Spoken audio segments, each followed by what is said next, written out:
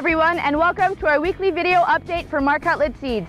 Soybean harvest is underway in our area, as we can see here with this field of P006 T46R near Blumenort, Manitoba. We would like to note that the soybeans are drying down extremely quickly at this time due to the heat and dry conditions that we've been experiencing. Therefore, we advise everyone to check their fields regularly. We're looking forward to weighing all of our soybean trials again this fall, and so please contact us and make arrangements for the weigh wagons at your earliest convenience. As Chris mentioned, with the hot, dry weather, soybean stands are drying down very quickly. In fact, some of the earliest harvested fields are already coming off at around 10% moisture. So make sure you go out there and check those pods even before the last of the leaves have fallen in those fields.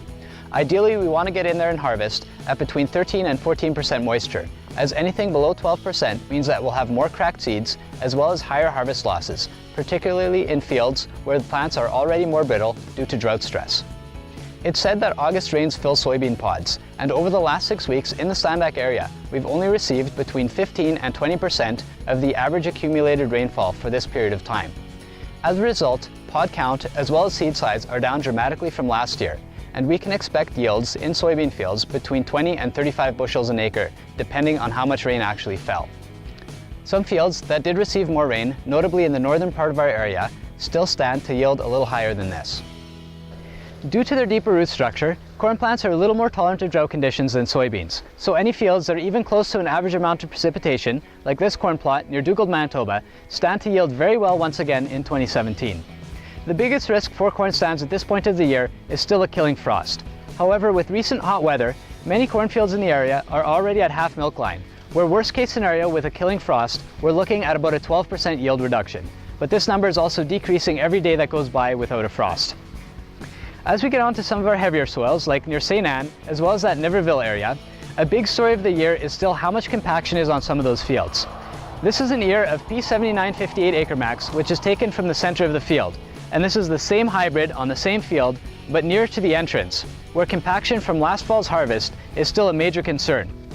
We can see that there's clearly less yield potential on the headlands of these fields, as well as the crop being behind in terms of maturity, where this is just beginning to dent. We can clearly see how decreased root development due to compaction has inhibited the plant's ability to take up the moisture and nutrients that it needs to create yield. However, this makes some of these fields look underwhelming from the outside, but once we get in there, we're finding that 130 to 140 bushels of good quality, high test weight corn is certainly a possibility. As we move further south and east into some of the drier communities, we're finding that the maturity has been pushed ahead due to the drought. In some cases, even some of the later maturing grain hybrids, like this 39 V09 Acre Max behind me, is already reached physiological maturity. In these cases, it's possible for grain corn harvest to start before the end of September. We have tested a number of hand-threshed corn samples this week that were already below 25% moisture, and that means more than likely we will be taking off some corn dry this year. If you are planning to leave your corn standing in the field to dry, make sure you go out there and monitor stalk health, which can also be compromised due to the drought conditions. You do this by doing a push test on the stalks, as well as by pinching the stalks right near the soil level. This way, you'll be able to discover stalk rots before they lead to yield-limiting stalk lodging, as well as cob drop. We've received numerous calls recently regarding the perceived lower bushel weights of corn that's been stressed by drought. While it's true that yields have been reduced significantly in some areas, from what we've seen, the bushel weight should be fine, provided that corn was still alive and well into the middle of August. Bushel weights reflect a combination of hybrid characteristics, heat and starch accumulation, harvest moisture, kernel size, as well as slickness. It's also important to remember that as that crop dries down, the bushel weights will increase because the kernels are heavier than the moisture that's being removed. So while drying down from 30 to 20% moisture, each percent of moisture loss translates to about a quarter pound per bushel of weight that's going to be increased in that bushel weight. From what we've seen this week, most of the corn in the area should produce a decent high weight grain, which won't be a problem for marketing. But if you have any specific questions about your fields, please let us know and we'll come out and take a look at them with you. Next, Marcus will provide a quick silage update. Hello everyone.